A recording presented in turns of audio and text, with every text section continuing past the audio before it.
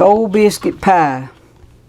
I recall the time my brother Alfred caught Mom and Dad gone and grabbed some biscuits we had left over from breakfast and swiped some sugar. Then took us children out into the woods to help him pick blackberries.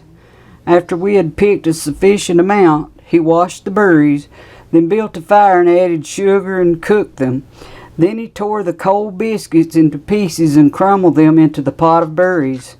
He had made us what my mother called a cold biscuit pie.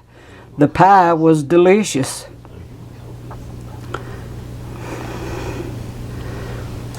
Pillow fights. Back then, when we had what was called tick pillows, which were pillows stuffed with the smaller, fine, fluffy feathers from a chicken. One day while our parents were away, we children were goofing around, which eventually led to a pillow fight. Our bedroom had 2 beds, one on each side of the room. We kids paired up. So many of us got on one bed and so many on the other. We were having a ball and there were feathers everywhere. Then suddenly the door flew open and there stood Daddy and Mommy. We were caught red-handed. Daddy lined us up and whipped every one of us. And fighting in bed. My sister Ann and I shared the same bed, and every night we would draw imaginary pictures on each other's backs with our fingers, and we each would try to guess what the other was drawing. Almost every night we wound up getting spanked because we started fighting, and Daddy would holler into us, "Girls, don't make me have to get out of this bed." He would holler at us 2 or 3 times, and we still would not stop. Finally, he would have to spank us to get us to go to sleep. Cold trucks on Deadman Branch. Deadman Branch, where we lived at the time, did not have an actual road. It was just a walk path. One year a coal company started stripping coal on the mountain above our house, and they made a haul road up the hollow to haul the coal out. That was how we got our first road. Every day those big noisy coal trucks went by our house. In the mornings they would give us children a ride out of the hollow to catch the school bus. 3 coal trucks stand out in my mind. One was green, one was blue, and a red one. I wanted to ride the green coal truck because the man who drove it was very nice and friendly, and he would let me honk the horn loud. Then was a big deal in a 7-year-old's life, and the sound of rain. I remember lying in bed at night listening to the splatting sounds of rain falling on the buckets and tubs that my daddy had placed under the leak of the house to drum us all gently to sleep. I still love that sound, and it always makes me back to simpler time. Sitting on a porch when it's raining with a quilt wrapped around me reminds me of those times that I still cherish. Sometimes we had to walk in and out of the holler in the rain to catch the school bus. I remember my dad meeting us at the mouth of the holler with an umbrella as we got off the school bus. Sometimes he would even carry me home. Mary Jane. The school at Delta Theta Tau in Knott County didn't have a lunchroom or a gym, so everyone had to bring their own lunch to school or go hungry. I never knew it at the time, but I found out later that my oldest sister, Mary Jane, was making sure us Thomas kids had food for lunch. When our mother would have Mary Jane write out the store list, she would take it on herself to add a few extra items to the list so us kids would have food to take to school for lunch. Mommy didn't know about this, even though it was happening right in front of her. All of a sudden, us kids were having potted meat and crackers, an apple or orange, and a candy bar or honey bun for dinner. We began looking forward to lunch break. For years, I thought it was Mommy who was giving us those lunches. Then, years later, I found out what really had happened. I sure love my big sister for taking matters into her own hands and looking out for us kids. She sure took a big chance on getting caught. That was a very unselfish thing to do, and I will never forget it. Mary Jane also told me about how Mommy would make her hair rollers out of Prince Albert tobacco can strip and curl the older girls' hair for special occasions, such as picture taking, or going to a special event at school. Lousy Hammond's Grocery. There was a store at the mouth of Deadman Branch called Lousy Hammond's Grocery Store. When it was raining or cold, the old gentleman who ran the store would allow school kids to stand inside the store to wait for the bus. The store always smelled of candy bars, apples, and oranges. My parents decided to open a charge account at the store for things we might need. Mommy would write a store list and send Alfred, who was 13 years old at the time, down to the store to get the items. After a while, Alfred came up with an idea of how to get items from the store for himself. He began practicing to write just like Mom to try to fool Lousy Hammond's. One day, as we were walking home from school, Alfred told us kids to follow him into the bushes because he had something to show us. There, hidden in the weeds, was a pack of cookies. Apparently, Alfred had already eaten some of the cookies because the pack was open and the cookies were covered with ants. We brushed the ants off and ate the cookies anyway.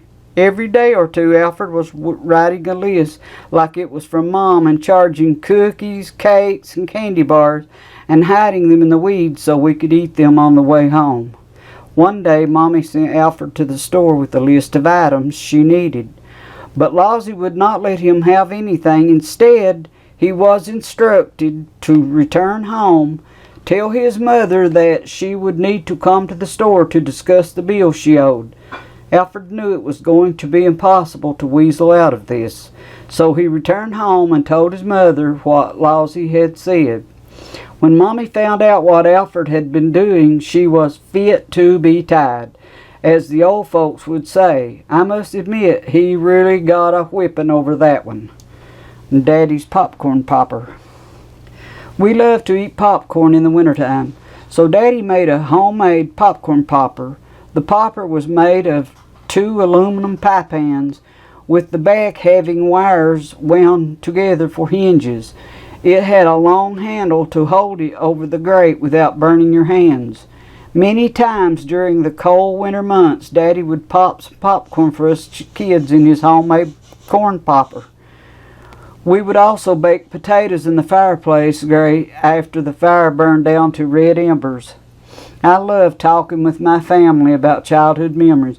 Once, while my sister Ann and I were reminiscing about our childhood, she reminded me of a time our dad took a lard can lid and punched holes all over it, then used it as a shredder to shred hard, dried ears of corn into cornmeal.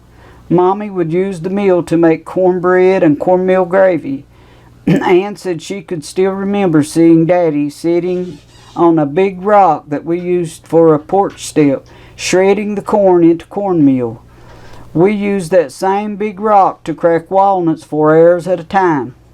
Daddy loved hoe cakes, which were cornbread cakes or patties fried in a skillet of grease. I remember Mommy and Daddy both frying hot cakes. My first picnic. One of Mommy's uncles, Johnny, we called him Johnny Pop, would bring his family and visit us a lot. One day while they were visiting, both of our families decided to go on a picnic. I was thrilled because I had never been on a picnic before. The plan was for all of us to ride in the back of Johnny Pop's old truck. We got an early start so we could have all day to enjoy the good food and excitement. We visited a huge apple and peach orchard on top of Big Branch Mountain. All of us kids were playing and horsing around, as kids will do, when their son Butch punched me in the stomach and knocked the breath out of me. That punch hurt me badly. My stomach hurt and I felt weird. My first picnic was ruined for me. I felt awful the rest of the day, partly because Butch got into trouble for what he had did to me, and I felt guilty because of it. Sneaky rats. Thinking back, I recall some sneaky mean things we children did, such as the time we tore a small hole in the brown sugar bag to get a bite of that wonderful sweet taste. We made it look like mice had gnawed into the bag, but we were the rats. We would also sneak bites out of the honey cream bowl. I'm not sure if my older siblings did that, but us younger ones sure did. It seems we were hungry all the time. And Black Eye Picky Pie. There was a time when our parents went somewhere and left my older sister Sharon in charge of us younger kids. She made us all go outside and play so she could clean the house. So she said my sister Ann and I would sneak up to the window and watch cartoons on the television inside the house.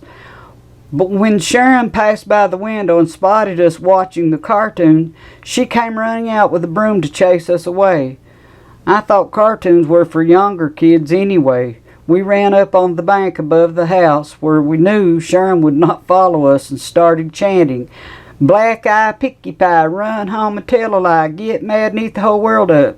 Sharon was a beautiful young girl with coal black eyes and black hair. Mommy's homemade dresses. One year, Mommy decided to make us girls homemade dresses. I wish I had known how special those dresses were at the time, but I did not. When you are a child, you do not see things the way adults do. The mornings we had to wear those homemade dresses to school, my sister Ann and I would always take extra clothes to change into on the way to school, and then change back before going home. We did not want the other kids to see us wearing the dresses. I'm so glad my mom never found out about that. It would probably have broken her heart. Penny the Pig. I remember the time my daddy brought home a pig for us to raise to be butchered for meat. He warned us kids right away not to be making a pet out of it because it would have to be killed in the fall, but we didn't listen. No, it didn't take long for us to become very attached to that pig, and we even named it Penny. The little fellow grew fast, and before long the older kids would catch Daddy and Mommy gone and ride it. By late fall, our little Penny had turned into a big fat hog, but we still loved it. When the late fall days turned cooler and the nights got cold, it was hog killing time. I was broken hearted when the day came that Penny had to be killed. Yes, I cried over that hog, and I would not eat any of it. And gathering walnuts.